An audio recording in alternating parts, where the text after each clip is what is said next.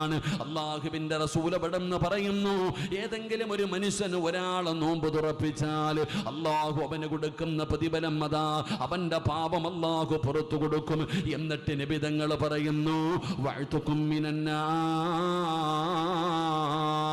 അവനെ അല്ലാഹു നരകത്തിന്റെ തീയിൽ നിന്ന് രക്ഷപ്പെടുത്തുമെന്ന് നബി മുഹമ്മദ് മുസ്തഫ സല്ലല്ലാഹു അലൈഹി വസല്ലം തങ്ങൾ പറഞ്ഞു, ആരെങ്കിലും ഒരാൾ നോമ്പ് മുറിക്കുമ്പോൾ അവന് ഭക്ഷണം കൊടുത്താൽ അല്ലാഹു കൊടുക്കുന്ന പ്രതിഫലം പാപം പുറത്തു കൊടുക്കും, നരകമോചനവും കൊടുക്കും.